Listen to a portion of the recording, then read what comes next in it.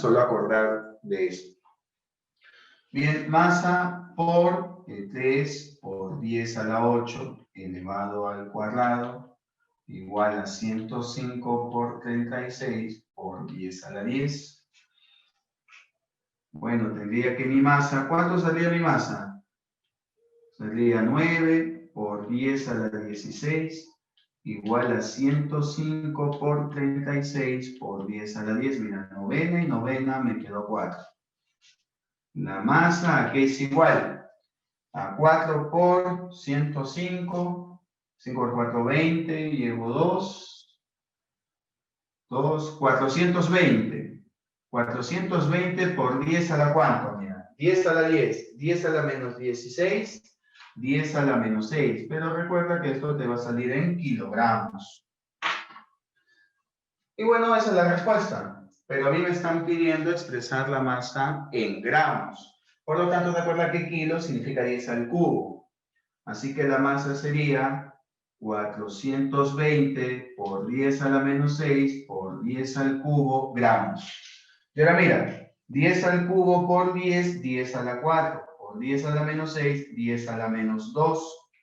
42 por 10 a la menos 2, 0,42 gramos. Y esa sería la respuesta. Y la clave sería besito, basinga.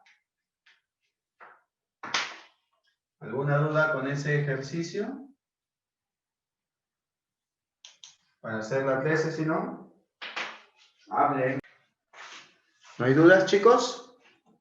Bien, pasamos entonces a la 13. ¿Qué dice? Dice, un cilindro gira 180 RPM. Debe decir RPM, por favor. ¿Sí? La frecuencia es de 180 RPM. ¿Sí? Mientras que el cilindro gira a 8 grados, el proyectil, ya yo tengo un cilindro acá. Era bastante obvio.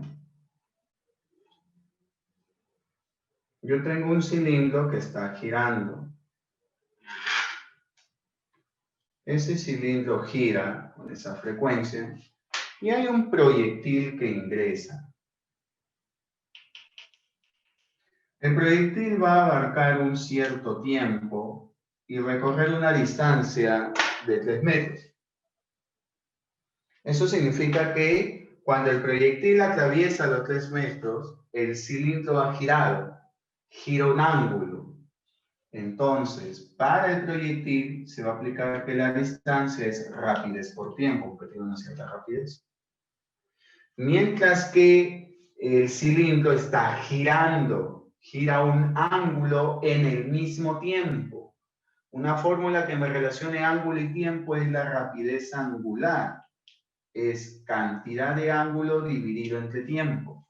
Ahora, recuerden que el tiempo que demora el proyectil y el tiempo que demora el cilindro son iguales. Por lo tanto, digo, tiempo del proyectil es igual al tiempo del cilindro. Ese tiempo del proyectil es distancia 3 sobre rapidez v, justo lo que me están pidiendo. Y ese tiempo del cilindro es ángulo entre rapidez angular. ¿Cuánto ángulo está girando? ¿Cuánto ángulo? 8 grados sexagesimales. Pero recuerda que no puedo poner 8 grados sexagesimal, por lo tanto debo de poner 8 multiplicado por pi sobre 180. Y a eso le voy a dividir entre la rapidez angular. Pero ¿cuánto es la rapidez angular del cilindro? Como yo tengo frecuencia, la rapidez angular será 2pi por la frecuencia. Por lo tanto, será 2pi por 180. Pero hay que tener cuidado porque está en RPM, hay que dividirlo entre 60. Y ahora sí, a reemplazar y a operar y a eliminar.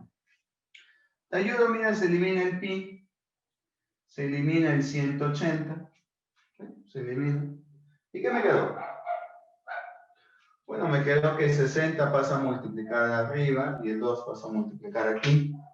Sería 3 sobre v igual a 60 por 8, ¿no? Dividido entre ¿cuánto?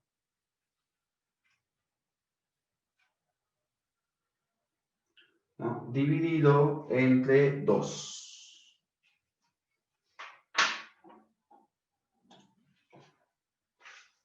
Está bien, ¿no? Operé bien. Rapidez angular es ángulo entre tiempo. El tiempo sería ángulo entre rapidez angular. Y acá el tiempo sería distancia entre rapidez. ¿No? Bien.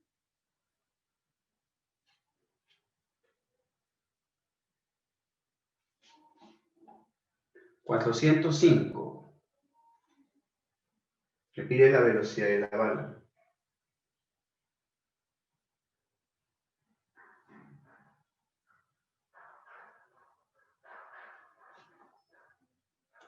¿Qué me sale 1 entre 405? A ver, un ratito.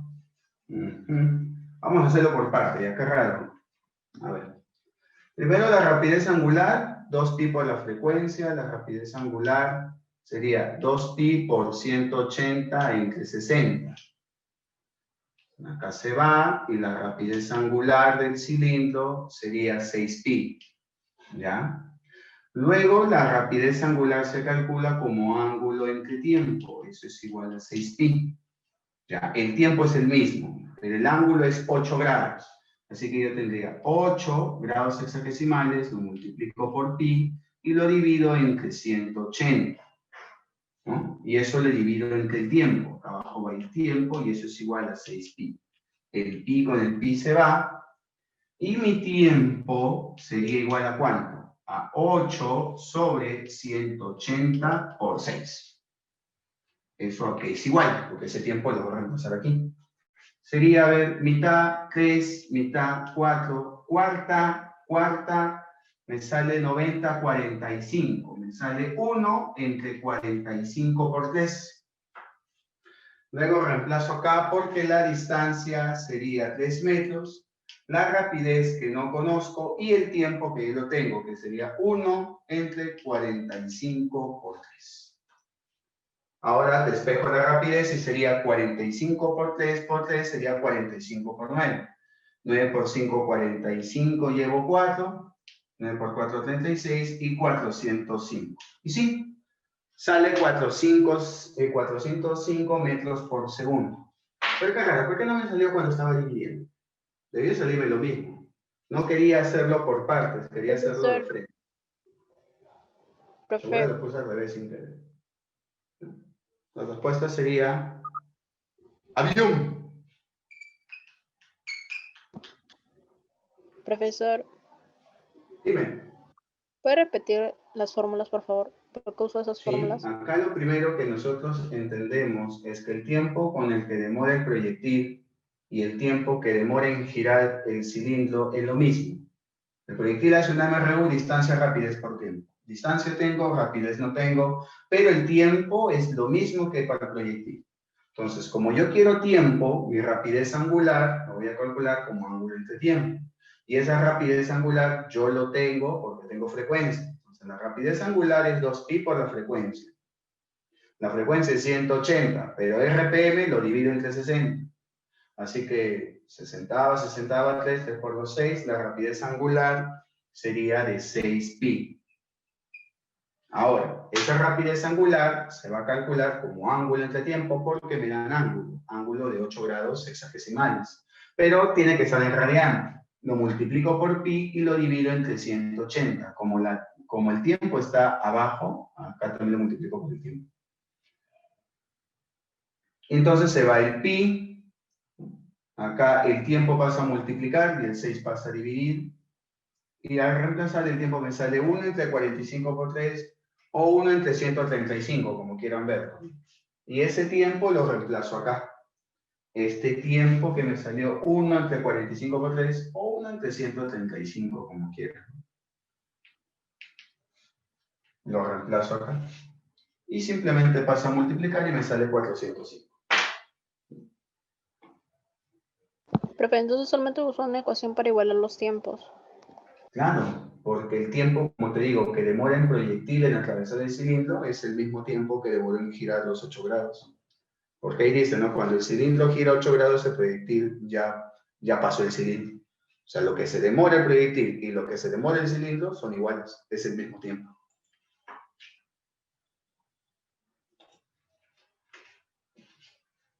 ¿Alguna otra duda, chicos? Chequen un ratito. Procesenlo.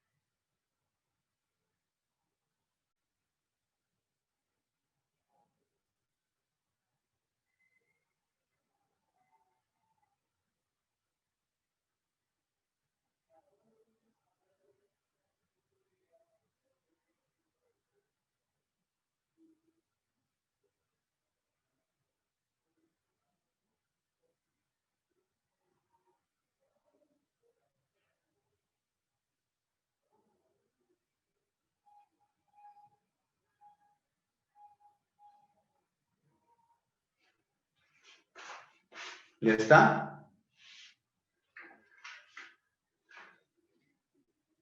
Sí, Eric, tienes que cambiarlo a RPM para que salga. ¿Ya? Sí, tienes que cambiarlo. La frecuencia está en RPS en su material, tiene que ser en RPM. Profe. Toma el proyectil como si fuera un MRU, ¿no? Claro, pues porque solamente avanza en un cierto tiempo. No habría más información para asumirlo como un MRU.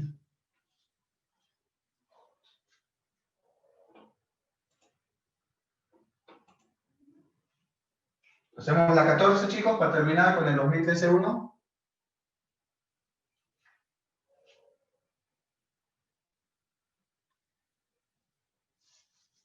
Vamos a la 14, ¿ya? Casi todo nomás. A ver, ¿qué nos dice? Calcula el tiempo que la bala permanece en el aire. ¿Ya? Tiempo con que la bala permanece en el aire. Tiene 40 metros de altura y está subiendo con una rapidez de 10. ¡Ja! Mira, esto demora en subir 1 segundo y cuando se encuentra en su altura máxima ha subido 5 metros. Díganme a qué altura se encontrará. Se encontrará a 45. Luego baja. ¿Pero cuánto tiempo baja? ¿Quién me dice? Se supone que esta altura de 45 se calcula como 5t cuadrado. Por lo el tiempo sería de 3 segundos. Entonces, demora en subir 1 segundo, demora en bajar 3 segundos. El tiempo de vuelo o de permanencia en el aire sería 4 segundos. Y la respuesta sería B, sí. Este problema ha estado un poco sencillo, o por no decir directo. ¿Todo bien? ¿Alguna duda?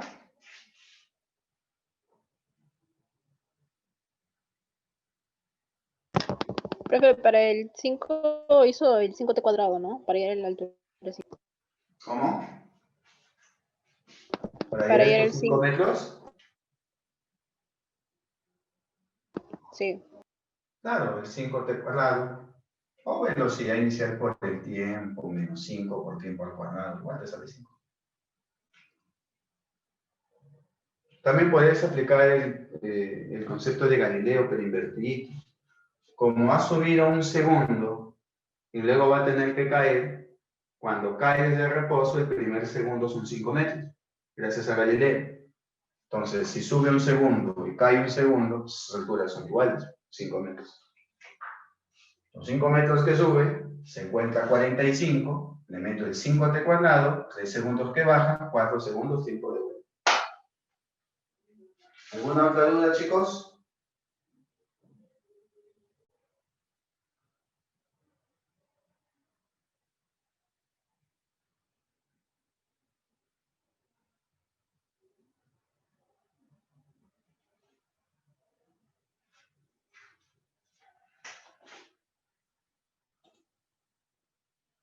Bien, y con eso terminamos ya el examen 2013-1 para pasar al 2013-2.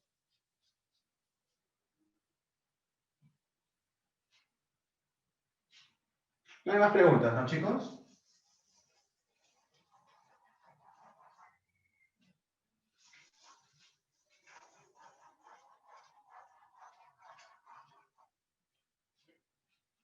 Pasemos al 2013-2. ¿Qué nos dice? A ver. Bien, el primer ejercicio es de electrodinámica.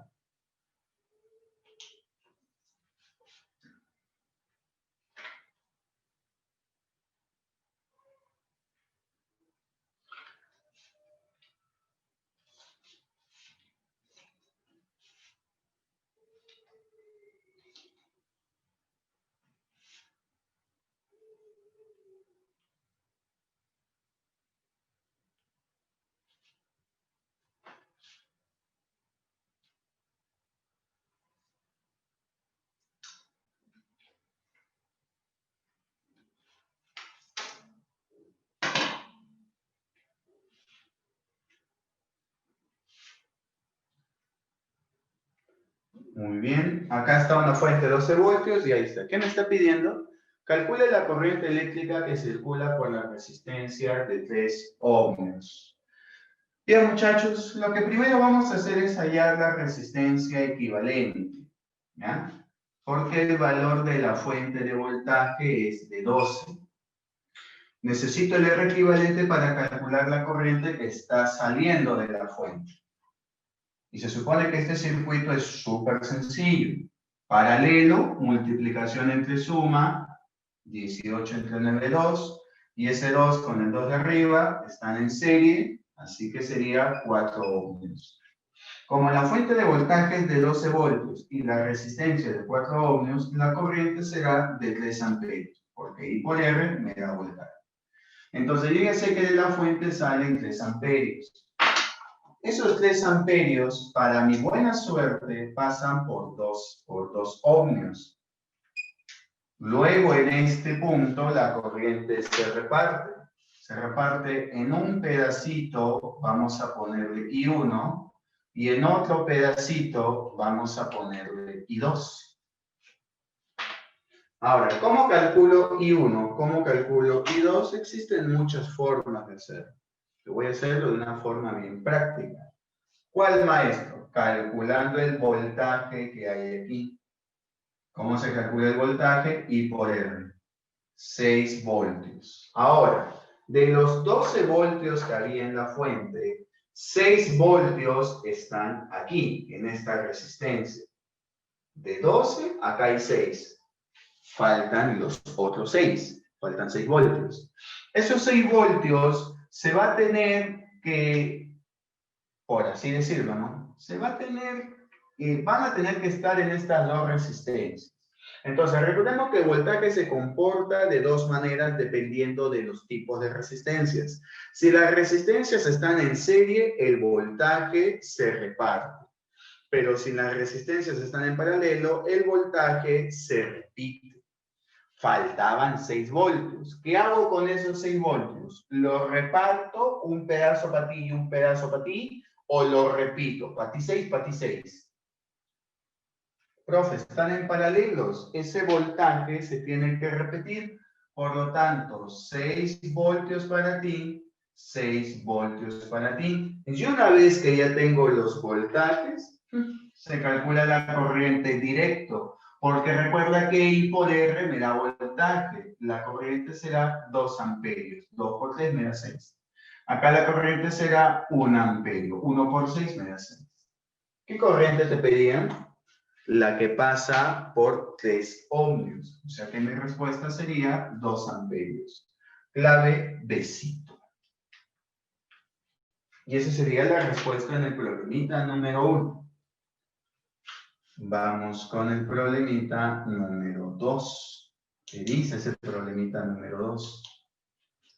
Dice, calcule la relación entre las longitudes de onda de un electrón y un protón si tienen la misma rapidez. ¿Cómo haríamos eso?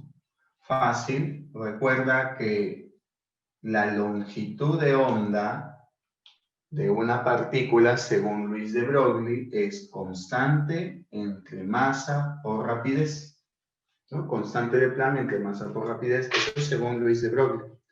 Me pide calcule la relación entre las longitudes de onda de un electrón y un protón. Entonces, la longitud de onda de un protón es igual a la constante de Planck entre la masa del protón por la rapidez del protón. Y la longitud de onda de un electrón será la misma constante de Planck entre la masa del electrón y la rapidez del electrón. Si me piden comparar, significa que voy a dividir. Entonces yo divido, y acá tendría, ¿verdad? Longitud de onda del protón entre longitud de onda del electrón, igual a quién. Si te das cuenta, eliminamos la constante de Planck. Dicen que tienen la misma rapidez, eliminamos las rapideces y me quedó que la masa del electrón sube y la masa del protón baja. Mira. Profe, disculpe, ¿de qué ecuación salió esa fórmula primera? De Luis de Broglie. La primera, profe. Sí, de Luis de Broglie, de la teoría onda-materia, en física moderna. Ya, profe, gracias. Entonces, mira, son inversamente proporcionales, ¿verdad? Si la longitud de onda del protón es más grande, porque la masa del electrón es más grande, porque la masa del protón es más pequeña. Son inversas. Bien. ¿Qué clave marcaría entonces? Me piden, ¿no? Calcule la relación entre las longitudes de onda de un electrón. Ah, me piden de un electrón y un protón. Ahí creo que faltó la palabra respectivamente, ¿ya? Si me piden respectivamente, entonces, la longitud de onda de un electrón entre la longitud de onda de un protón será la masa del protón entre la masa del electrón. Sí, ahí faltó aclarar respectivamente. La clave sería besito. Esa sería la clave. Profe, ¿por qué las H son iguales?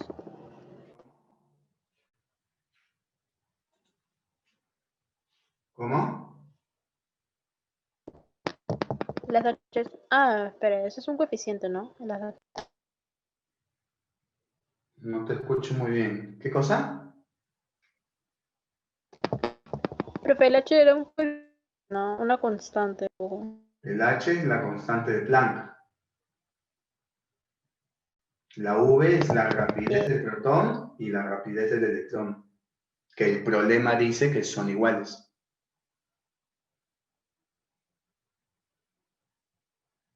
Por eso los elimino.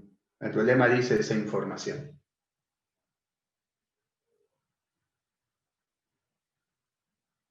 ¿Sí? ¿Todo claro?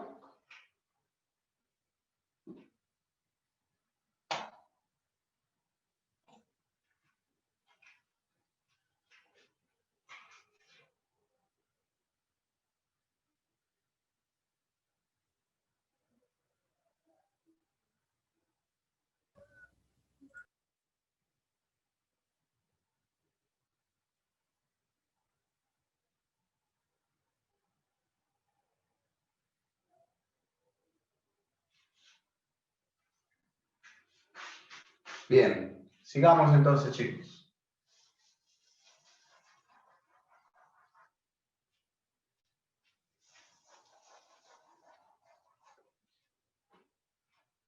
Vamos con el problemita número 3.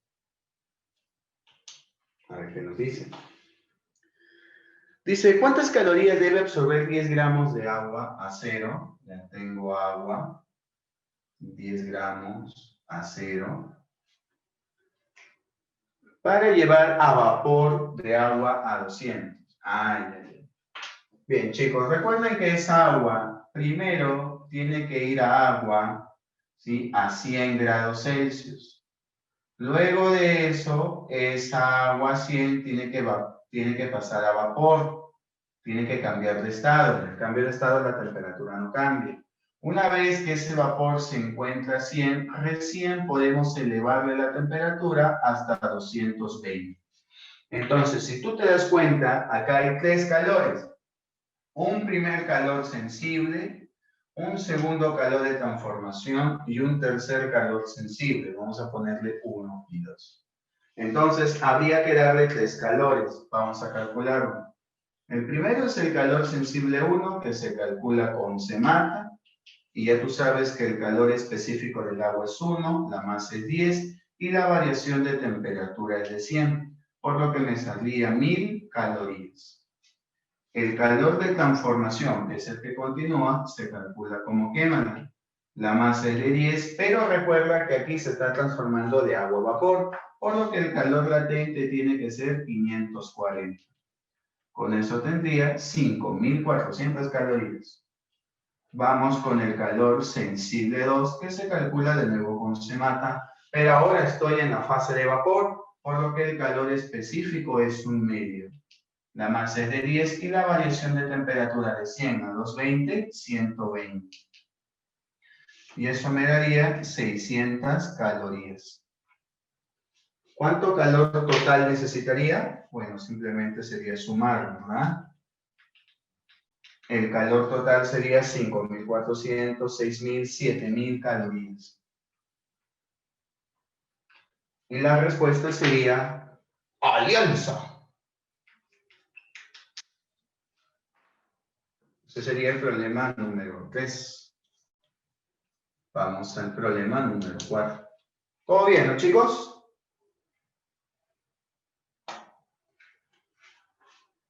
En el problema 4 dice, en un circuito simple, una batería y una resistencia, la corriente que circula por la resistencia R es de 10 amperios, ¿ya? Yo tengo una batería que vamos a ponerle que bota un voltaje V y tengo una resistencia de valor de R y me dice que la corriente es de 10 amperios. Entonces, con esos tres yo puedo tranquilamente decir que V es igual a 10R. No hay ningún problema. Cuando se cambia la resistencia R por una de 6 ohmios, la corriente es 4 amperios. Se supone que estoy trabajando con la misma batería. La batería no le he cambiado. La resistencia sí lo he cambiado. Ya no es R, ahora es 6 ohmios. ¿No? Ahora es 6 ohmios. Y dice que la corriente es de 4 amperios. O sea, el I se vuelve de 4 amperios. Entonces aquí yo vuelvo a decir que V es igual a 6 por 4. O sea que la batería es de 24 voltios. Eso lo reemplazo arriba. 24 es igual a 10 por R, por lo que R sería 2,4 ohmios. Y esa sería la respuesta. La clave sería dedito.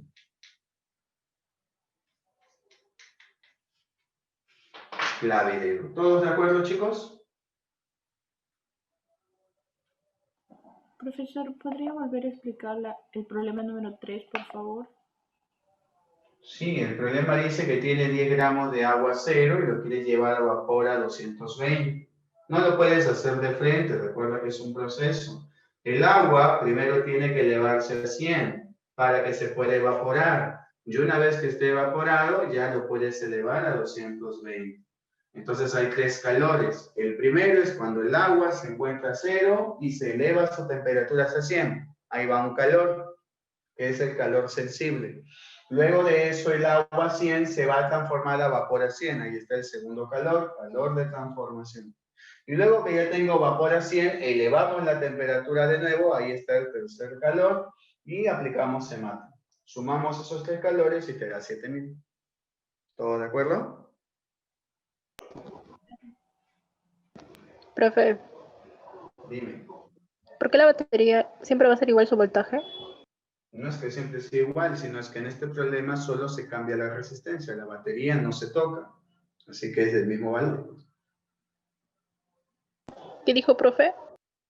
Que en este problema solo se cambia la resistencia. No te dice que se cambia la batería, así que la batería es la misma. Ah, lo asumí porque La no dice nada. batería, la pila, es la misma. Acá lo que se ha cambiado es la resistencia.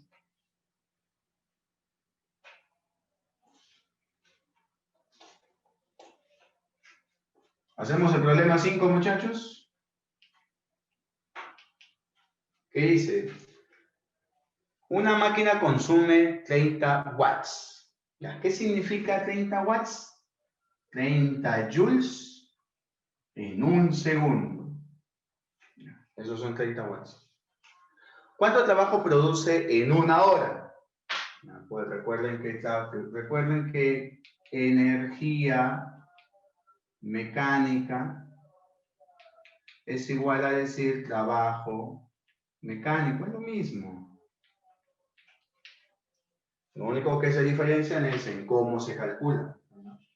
Entonces, tengo energía, me piden trabajo, me piden la misma cosa. No nos compliquemos tanto. Según el problema, en un segundo se realiza 30 joules. Entonces, ¿cuánto trabajo, cuánta energía es lo mismo se va a realizar en una hora? Pues sería 30 multiplicado. A ver, si un segundo da 30 joules, una hora son 3.600 segundos. Entonces será por 3.600. Entonces la cantidad de trabajo sería 6 por 3, 18, 3 por 3, 9, más 1, 10, 108, por 10, 1, 2, 3, por 10 al cubo, joules. Que es igual a decir 108 kilojoules de trabajo o energía, que es lo mismo. Y la clave sería delito. Aunque ahí la J lo debieron de poner en mayúscula, no puesto en minúscula. Clave de... Chicos, ¿alguna duda hasta ahí? Profe, Pregunta, hija. ¿puede repetirlo, por favor? Claro, mami. El último, ¿verdad? Sí, profe. El problema dice que hay una máquina que consume 30 watts. Pero recuerda que 30 watts son 30 joules por segundo. La potencia es trabajo entre tiempo. Trabajo, energía, es lo mismo. Entonces, 30 watts, ¿qué significa? Que en un segundo se realiza 300 joules de trabajo. Se gasta 300 joules de energía. Es lo mismo, trabajo y energía. Entonces, en un segundo se realiza 30 joules. En una hora, que son 3.600 segundos, ¿cuánta energía se realizará? Pues 30 por 3.600. ¿No? Le multiplico por el tiempo. Y me da pues 108 kilojoules. Ya, profe, gracias. Listo. Bueno, o sea, watts es trabajo por segundo. 100 watts, 100 joules en un segundo. 200 watts, 200 joules en un segundo. Ya haces tu regla de Christmas. ¿Alguna otra duda, chicos?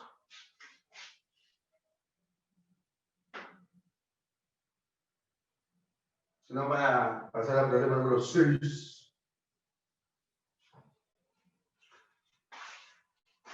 ¿Seguimos?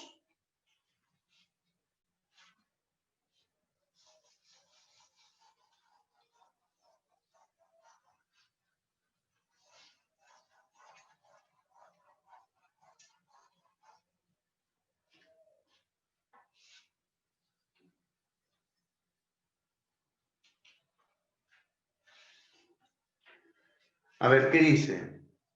Dice, la resultante de dos vectores perpendiculares es de 10. Ya, tengo dos vectores perpendiculares. No sé, pongámosle módulo A, módulo B. Pero su resultante dice que es de 10. O sea que 10 es la raíz cuadrada de A cuadrado más B cuadrado. ¿Sí o no? Y cuando forman un ángulo de 120, la resultante es 2 raíz de 3. Ya, cuando forman un ángulo de 120, módulo A, módulo B. Entonces la resultante es 2 raíz de 3. Módulo de la resultante, muchachos, cuando forman un ángulo de 120, raíz cuadrada de A cuadrado más B cuadrado más el doble de A por B por el coseno de 120. Lo elevamos al cuadrado y tendría 4 por 4 por 13.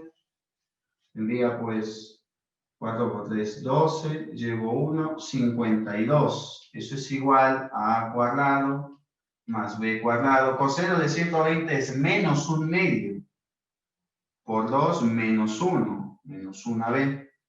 Ahora se supone que acá, pues si lo elevo al cuadrado, 100 es igual a a cuadrado más b cuadrado. Entonces reemplazo, ¿verdad? Y esto vale 100. Entonces a por b sería 100 menos 52, 48. Bueno, necesito dos números que cumplan con esta relación cuadrática y que multipliquen 48. ¿Cuáles serían? 6 por 8, ¿verdad? 6 por 8, 48. 6 al cuadrado, 36. 8 al cuadrado, 64. 36 más 64 me da 100. Cumple con 6 y 8. Me puede calcular o me pide calcular el módulo del mayor de los vectores. Y ese sería 8. Y la respuesta sería... agraria, corazón. Bien. Vamos con el problemita número 7.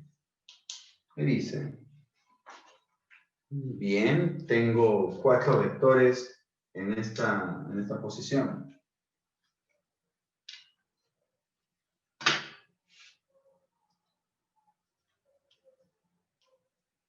Y todos miden 8.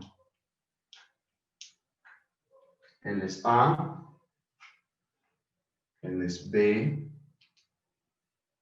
él es C y él es D.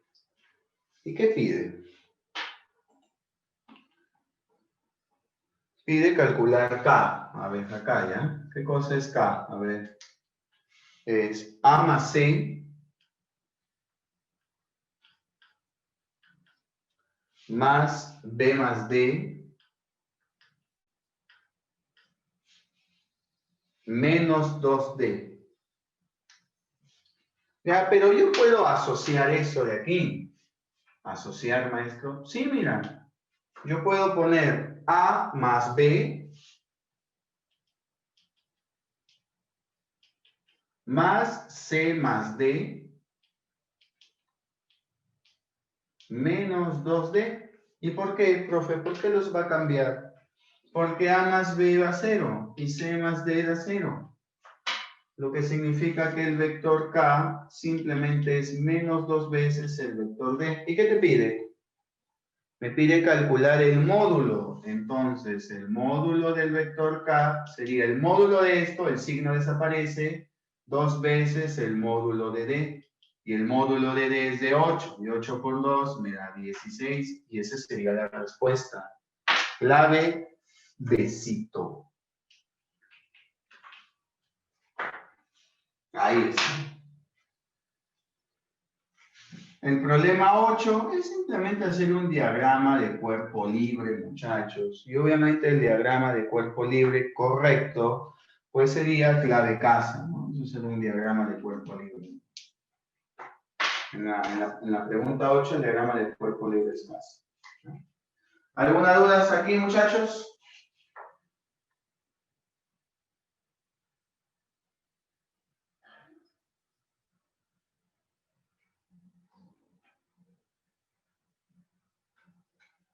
¿Todo bien?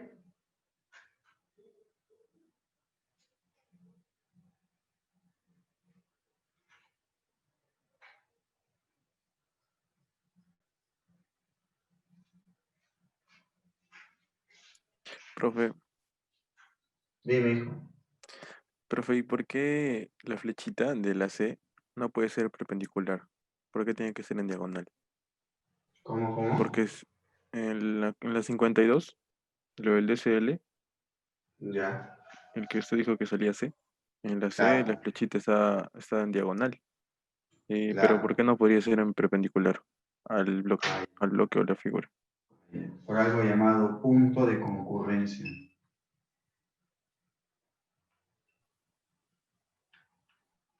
Cuando tú tienes tres fuerzas en un diagrama y el cuerpo está en equilibrio, esas 3 fuerzas deben de coincidir en el mismo punto.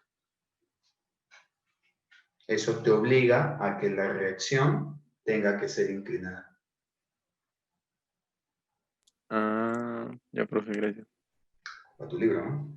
Porque lo que yo pensaba hacerlo, bueno, lo que yo imaginaba en mi cabeza era, o sea, descomponer, ¿no? Como descomponer las fuerzas, digamos, y ahí sí como que se equilibran, ¿no? Pero tiene razón, ahí Bueno, que es lo la clave, creo. descompongas, tú tendrías así para la tensión, así para el peso, y tal vez tú dijeras, no, esto se elimina con esto y faltaría solo la reacción para que contrarreste. Exacto, exacto. Pero tú estarías suponiendo que, que esta componente de la tensión y el peso son del mismo módulo, ¿no? Mm, No son del mismo módulo. Si tú aplicas momentos en ese punto y eliminas la reacción y eliminas el peso tiene menos distancia claro, ¿no? y la tensión tiene más. Eso significa que esta tensión es más débil y este peso es más fuerte, o este peso tiene más módulo. Así que no son del mismo módulo. Faltaría una pequeña fuerza que sumara la tensión para que compense el peso. Entonces la Ya, reacción profe. tiene componente vertical. O sea, así también se puede sacar si la reacción tiene componente vertical. Es un procedimiento un poco más largo. El punto de concurrencia te lo resume más fácil, ¿no? Ya está inclinado, y si ya está inclinado, obviamente tiene componente vertical. Ya, profe, gracias. Solo Profe, para tres fuerzas, ¿ah? El punto de concurrencia solo funciona para tres fuerzas y aparte tiene que estar en equilibrio. Si no, no cumple. profe, Dime, hija. ¿puede repetir el por qué la flechita tiene que estar hacia así? La última flechita, la de la articulación. Claro, por el punto de concurrencia, pues aquí tienes a tu tensión, aquí tienes a tu peso. Si te das cuenta, se intersectan por ese punto, así que la reacción debe de apuntar ahí. ¿No? Ahí está la reacción, ahí está la tensión y ahí está el peso. Entonces deben de coincidir en un mismo punto. Eso se llama punto de concurrencia. Ahora, alguien puede preguntar, profe, ¿y por qué apunta hacia allá? ¿Por qué no apunta hacia aquí? Sí, coinciden. Ah, muy buena pregunta. Bueno, recuerda que la primera condición del equilibrio a mí me dicen de que las fuerzas deben de formar un polígono cerrado. Con esas tres fuerzas, ¿puedes hacer un polígono cerrado? Sí, mira. Allá, allá y allá. ¿Te diste cuenta, no? Sí, sí, sí. Listo. ¿Sí? Para allá, para allá y para allá. Tensión, peso y reacción. ¿Ves? Forman un polígono cerrado. Si la reacción hubiera apuntado hacia el otro lado, entonces tú tendrías esta fuerza hacia allá. Y ya no forman un polígono cerrado. Profe, si tuviera más de tres fuerzas, Ah, ¿perdón, hija? y si tuviera más de tres fuerzas, Ahí sí tendríamos que descomponer, tratar de relacionarlo con la segunda condición y ver si tiene o no componentes. Justo lo que le expliqué a Harold. Tomo punto torques, descompongo y veo qué fuerza tiene más módulo para poder decir, ah, esta fuerza es más débil, entonces debe de existir otra fuerza que apunta hacia su dirección para que compense, para que iguale a la fuerza que va en dirección contraria. ya, profe, gracias. Profe, disculpe. Dime, hijo. Si esa placa fuera cuadrada, ¿Ah? si esa placa fuera cuadrada, la normal que está con la articulación, Claro. seguiría siendo así oblicua, o sea, ay, ¿cómo le digo? Seguiría teniendo la misma forma. Sí, se cuadrada. Recuerda que las fuerzas no dependen de la figura ni de su forma, sino de la dirección. Si tú colocas un triángulo, un cuadrado, un círculo, pero la tensión sigue siendo inclinada, el peso sigue siendo hacia abajo, esta reacción va a seguir siendo oblicua, no hay ningún problema. A menos que Ya, tú profe. cuelgues una placa, ¿no? Así, y la tensión esté aquí en el techo. Ahí sí, mira, tensión, peso, la reacción en ese punto ni fregando es inclinado, ni fregando. La reacción solo podría ir hacia arriba o hacia abajo. Hacia arriba, si la tensión es más débil, para que equilibre el peso, o hacia abajo, si el peso es más débil, para que equilibre la tensión. Pero como ya le hemos visto, si aplicamos punto de rotación, el peso tiene más módulo, así que la reacción tiene que ir hacia arriba. Acá ya no hay reacción inclinada, ¿te diste cuenta? Sí, profe. Listo. Bien, chicos, pasamos entonces a la pregunta número 9.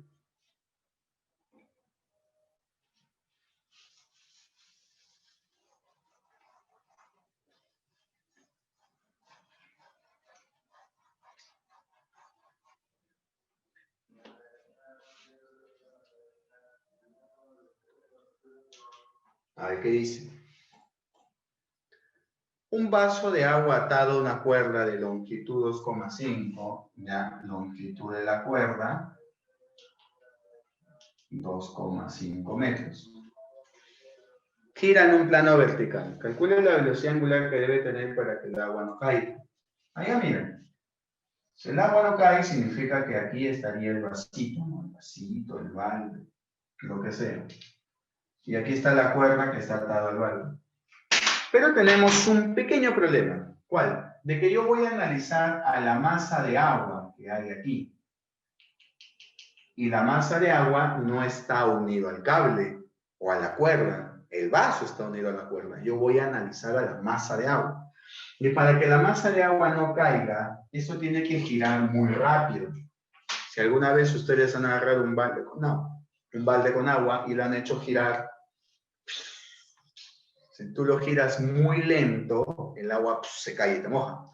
Pero si tú lo giras muy rápido, el agua se mantiene en su posición.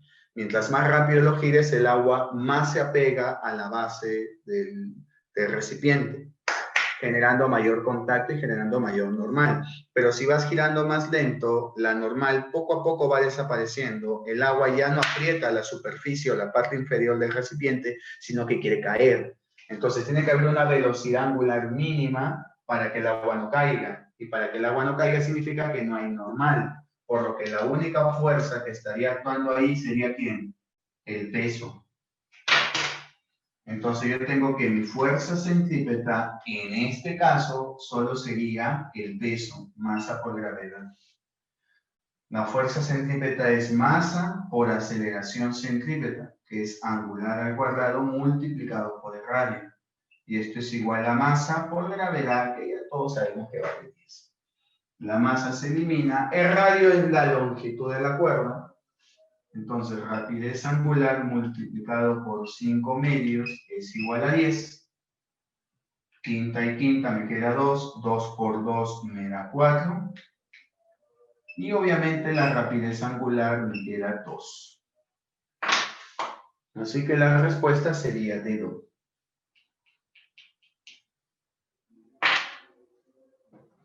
Vamos con la pregunta número 10.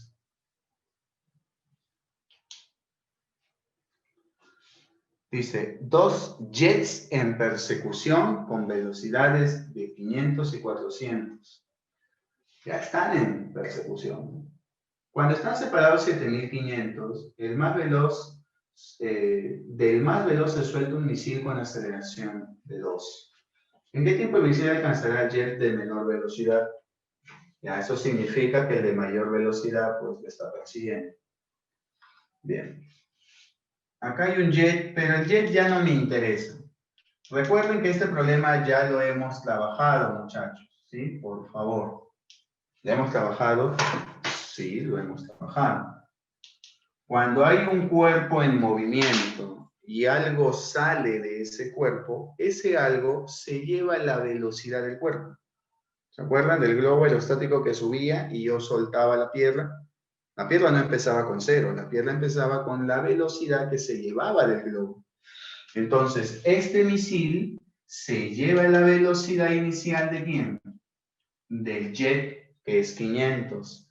Tiene una aceleración ¿de cuánto? Según dice el problema, tiene una aceleración de 2. ¿En qué tiempo lo alcanza? Se supone que él se está moviendo con velocidad constante, demora un cierto tiempo y él lo alcanza en el mismo tiempo.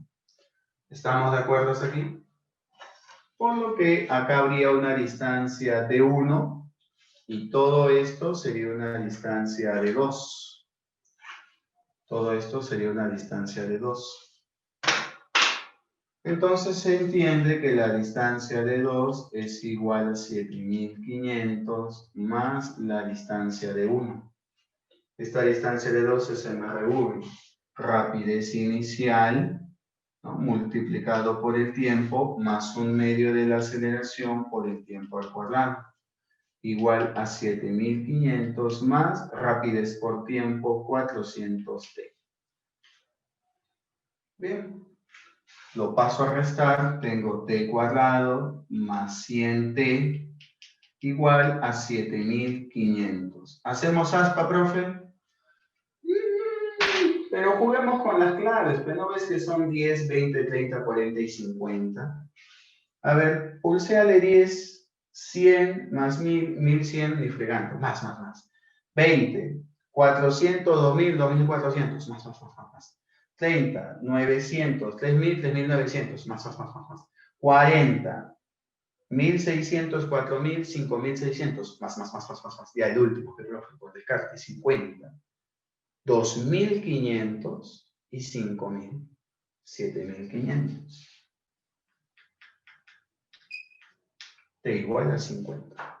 ¿Cuánto tiempo demora? ¿Puedo 50 segundos. repetirlo? Clave, besito.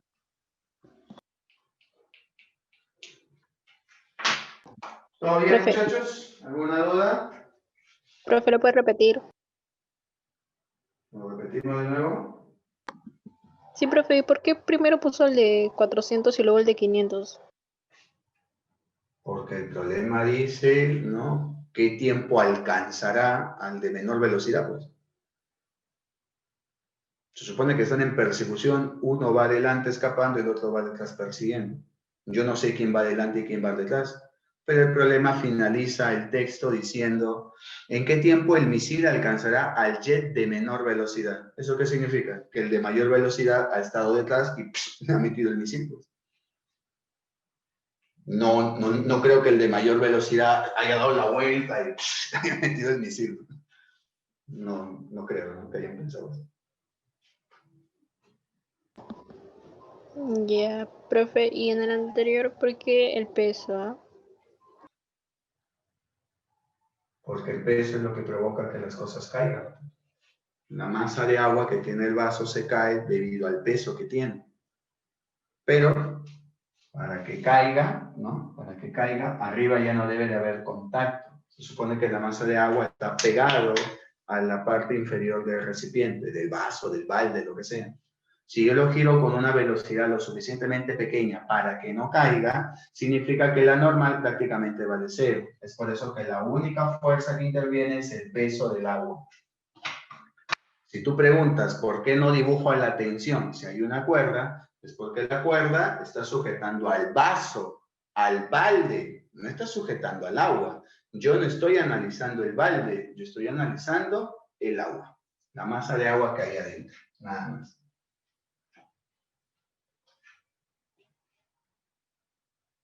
Profe, ¿y si hubiera normal?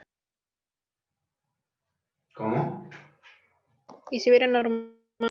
Si hubiera normal, entonces me dirían cuánto es esa normal o me podrían pedir calcular la normal, pero me tendrían que dar de dato la velocidad con la cual se está girando. O sea, tú lo que puedes calcular es la velocidad cuando no hay normal. Cuando sí hay normal, no depende, pues con una velocidad de 5 hay una normal, con una velocidad de 10, una normal más grande, una velocidad de 50, una normal mucho más grande. Mientras más rápido vaya girando, la masa de agua más fuerte va apretando la superficie del vaso, pues, o en este caso del balde.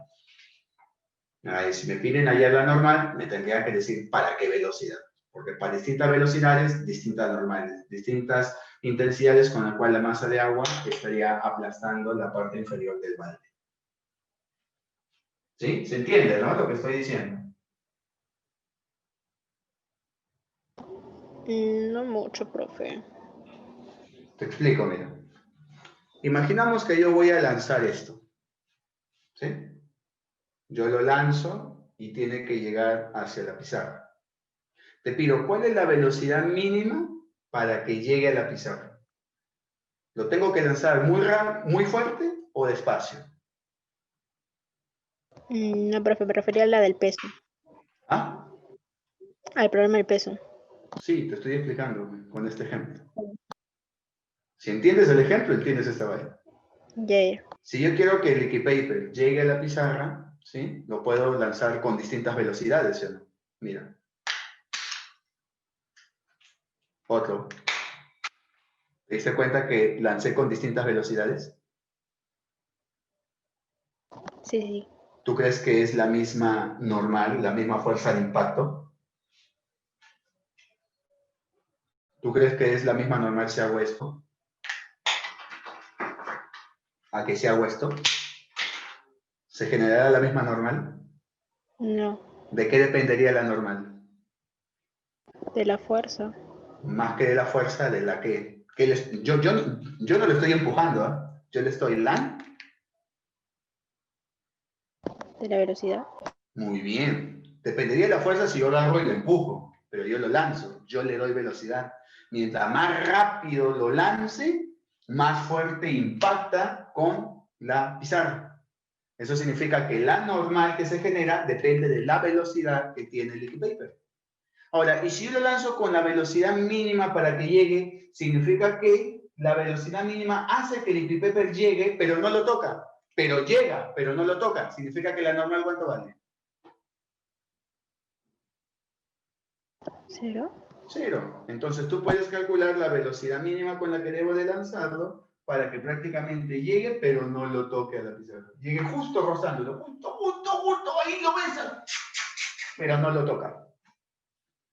Pero en cambio, si ya hay normal, significa que yo ya lo lancé. ¿Con cuánta velocidad? Con infinitas velocidades, pues no ves que puedo lanzarlo despacio, un poco más fuerte, más fuerte, más fuerte, más fuerte. Ahí sí la normal dependerá de la velocidad. Ahora, en nuestro ejemplo es lo mismo. La diferencia es que yo no estoy lanzando el balde, yo lo estoy haciendo girar.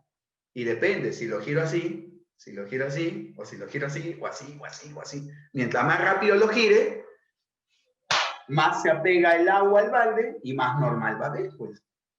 Entonces, si a ti te pedirían un problema hallar la normal, pues tienes que decirme con qué velocidad lo estás girando, porque mientras más velocidad tenga, más normal va a haber. Mientras menos velocidad tenga, menos normal va a haber. Yo lo único que puedo calcular es una velocidad mínima, donde la normal valga 0. Significa que el agua está a punto de caer, así como el liquid paper está a punto de llegar hacia la pizarra. ¿Se entendió ahora sí? Sí, profe, gracias. ¿Alguna otra duda, chicos? ¿Sigamos? ¿Seguimos? Sí, profe, seguimos. Listo.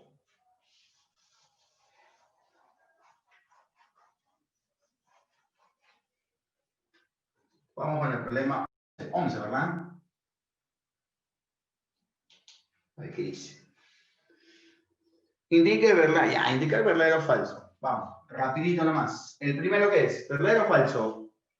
El primero es verdadero, ¿no? Las unidades del calor específico son las mismas, no importa para Celsius o para Kelvin. ¿Por qué son las mismas? Porque recuerden que en temperatura la variación en la escala Celsius y la variación en la escala Kelvin, ¿cómo son? Son iguales, son del mismo valor, así que no alteran al calor específico. Segundo enunciado. 3 kilogramos de agua tiene la misma capacidad calorífica que 3 kilogramos de hielo. No, falso. ¿Por qué, profe? Porque recuerda que la capacidad calorífica es igual al calor específico por la masa. Mientras más masa tenga, más capacidad calorífica va a tener. Y 3 kilogramos de agua tiene más masa que 1 kilogramo de hielo, ¿no? Obviamente. Vamos con el tercer enunciado. Si un cuerpo recibe calor y su temperatura no cambia, a ese calor se denomina calor de transformación, por supuesto que sí, verdura.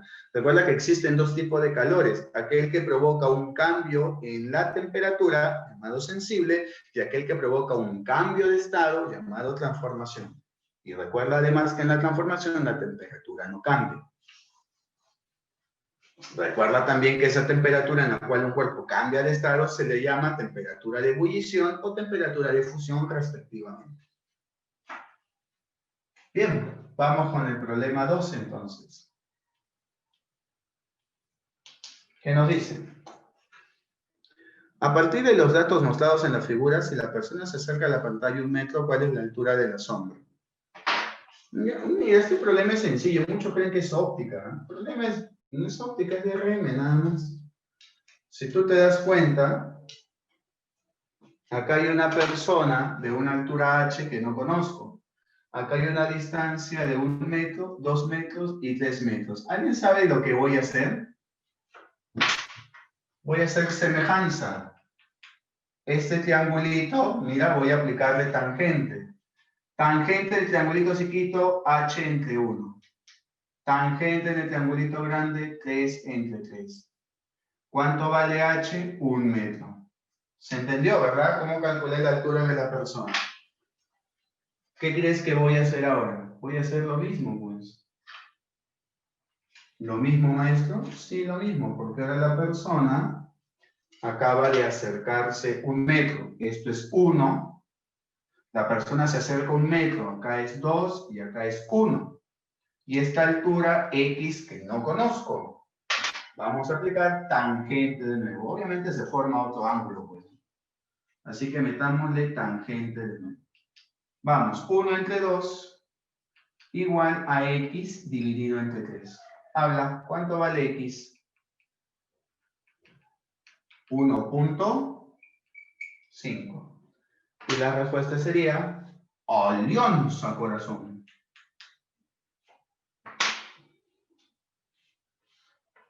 Vamos con la pregunta número 13. Tenemos, pues, una gráfica de aceleración versus tiempo.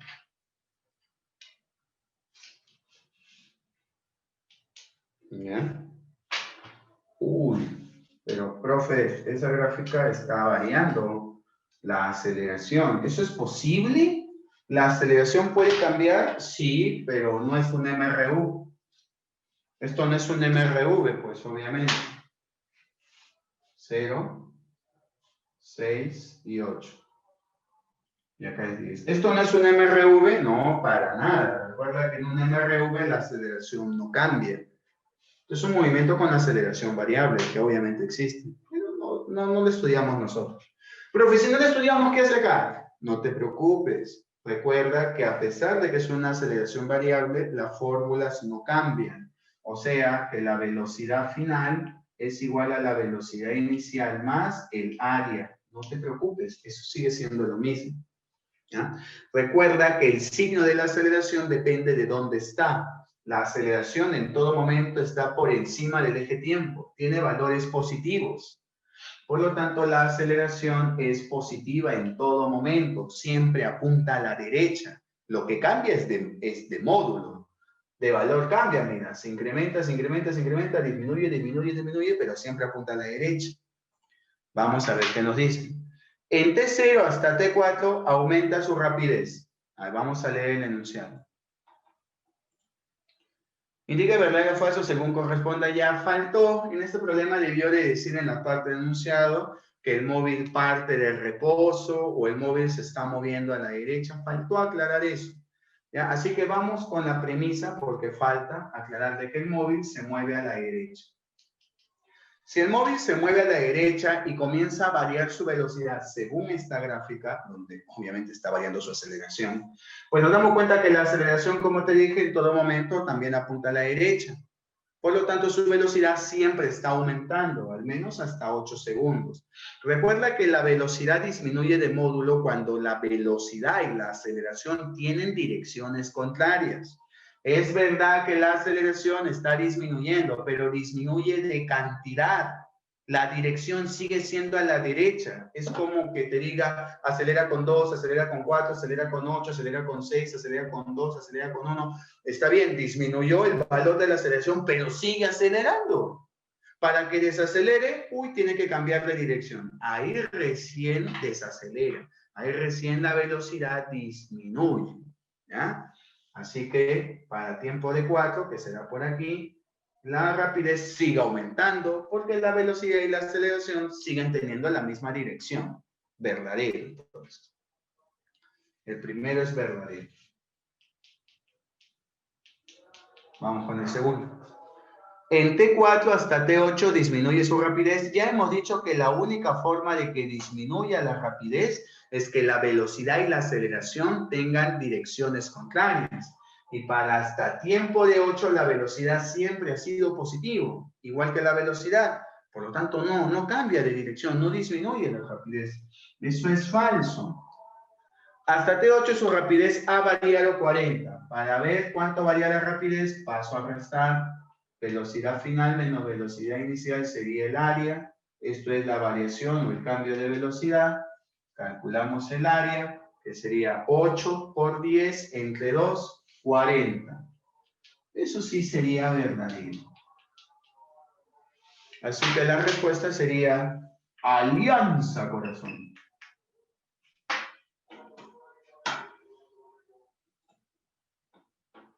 ¿Todo bien, chicos? ¿Dudas?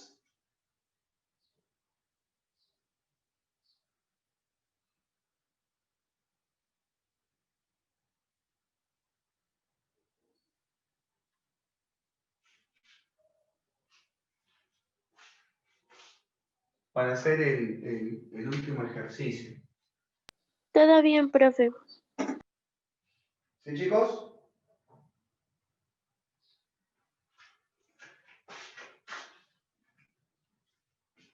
Sí, las fotos hasta acá ya están mandadas, ya, chicos. Las fotos hasta el 2013-2 ya están ya enviadas, subidas. Estos problemas ya están hechos ya. Con el otro salón ya los resolví, solo que en el otro salón Alex pues avanza también exámenes y por eso se hace más rápido. Estas fotos ya están subidas.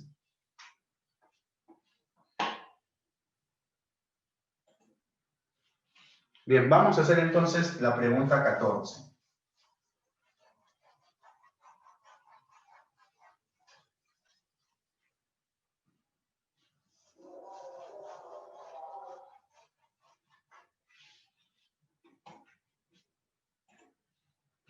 Bien, la pregunta 14 es interesante, ¿eh? Bien, miren.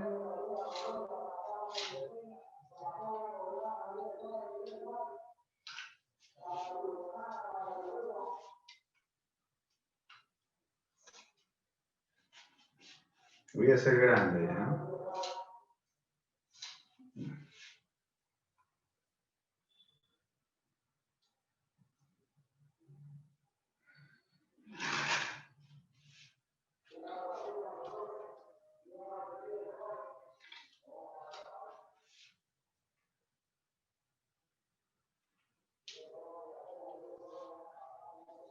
Ya, miren muchachos.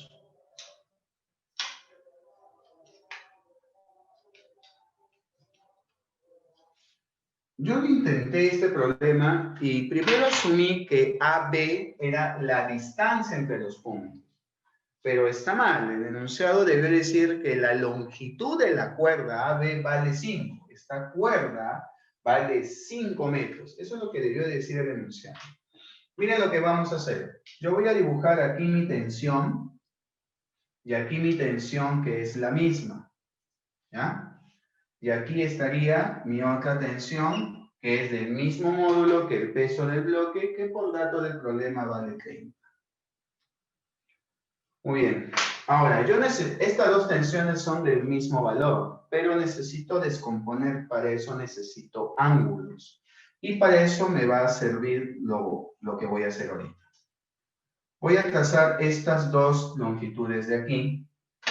Y mira lo que voy a hacer. A ella le voy a llamar D, y a este pedazo de longitud le voy a llamar E. Por un momento voy a sacar la fuerza, por favor no confundan fuerza con distancia. Una cosa es la distancia, otra cosa es la fuerza que dibujo y que pasa por esa distancia. Así que para evitar confusiones, primero voy a eliminar estas dos fuerzas, ¿ya? Si no van a decirme, profe, la fuerza vale D y tú una vale. A este pedazo de cuerda le voy a llamar L. Como toda la cuerda mide 5, el otro pedazo también le voy a poner 5 menos L. ¿Estamos de acuerdo? Este pedazo de acá. Como este segmento vale D y todo vale 4, él vale 4 menos D. Espero que hasta ahí se haya entendido lo que estamos haciendo. A ver, chequea por un rato. A ver, no confundir fuerza.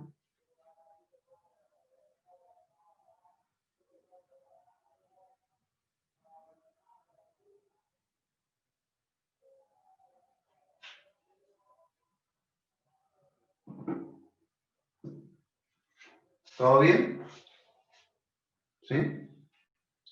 Ahora, la medida de este ángulo y la medida de este ángulo forzosamente tienen que ser iguales, ¿sí?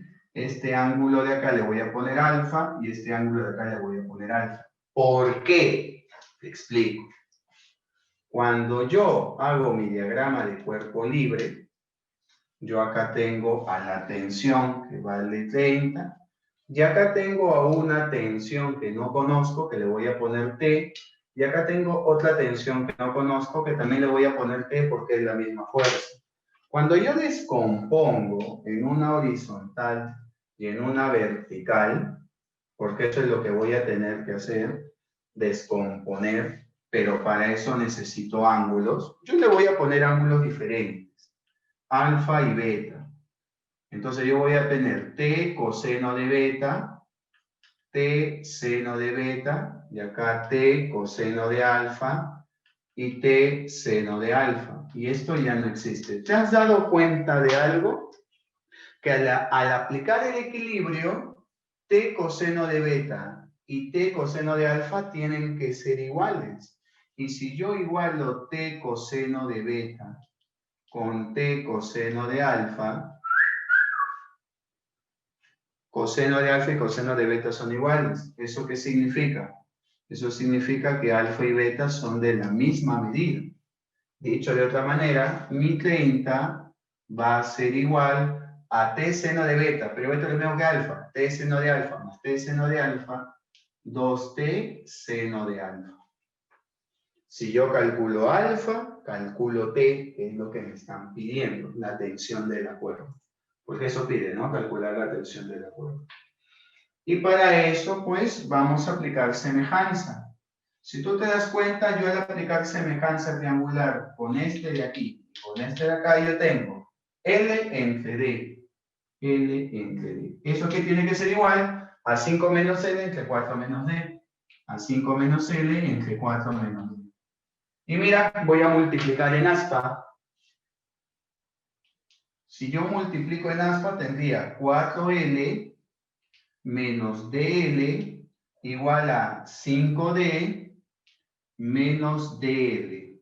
Esto se elimina. ¿Y qué me quedó? Me quedó que 4 es a 5, ¿sí? 4 es a 5, como D es a L.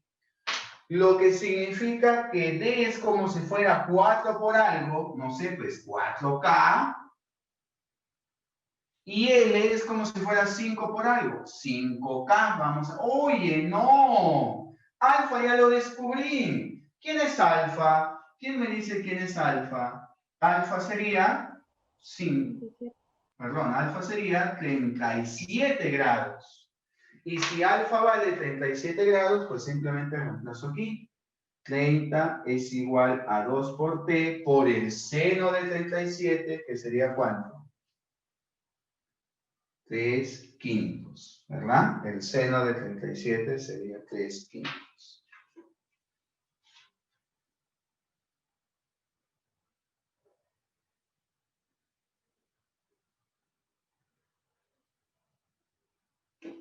Entonces despejemos, señores, y calculemos el valor. 30, 30, 10, mitad y mitad, 5, y 5 por 5, 25. Y la respuesta sería cosita. Simpático problema.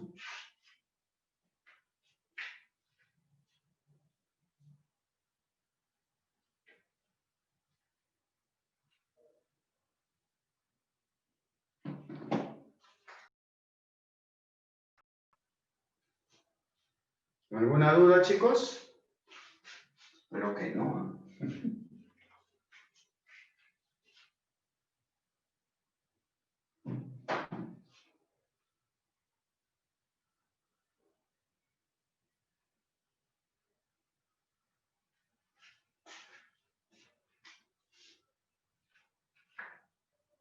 Y con eso ya terminamos el examen 2013-2. ¿no? Y ya empezamos el examen 2014.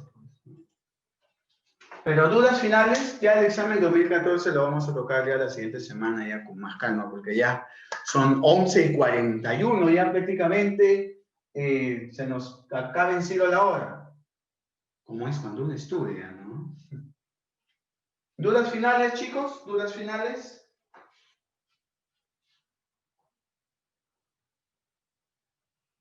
Profe, Dime, Gil. problema anterior, porque dijo que en el tiempo de 4 a 8 no disminuyó su velocidad, digo su rapidez. Porque la velocidad y la aceleración no tienen distintas direcciones, no tienen direcciones opuestas. La única forma de que tú digas o asegures de que la velocidad disminuye de valor es que la aceleración y la velocidad tengan direcciones contrarias. En esa gráfica la aceleración es positiva, cambia de módulo, pero es positiva, por lo tanto siempre apunta a la derecha. Y de la velocidad. Ese es el enunciado que faltó en esa reconstrucción del problema y por eso le dije que le pusieran que la velocidad es, o que le pongan, ¿no? El móvil se mueve a la derecha y presenta esta gráfica de aceleración. Faltó aclarar eso. En ese recopilado faltó esa pequeña parte. Ya, profe, gracias. Sí, recuerden que los recopilados son así, pues, ¿no? 2013-2. ¿Yo en qué ciclo estaba acá en la Agraria? Mi tercer ciclo, bueno, cuarto ciclo estaba. Tercer ciclo. No, yo soy 2012-2, 2013-1, tercer ciclo. Yo sentaba en mi tercer ciclo. Ni siquiera estaba, ni siquiera tenía planes de dedicar y todo lo demás. ¿Alguna otra duda, chicos? Ya saben que el día sábado, muchachos, vamos a hacer, como siempre le he mandado, un material para seguir trabajando con problemas de distintos tipos, ¿no? Los días sábados. ¿Alguna otra duda final ya, chicos?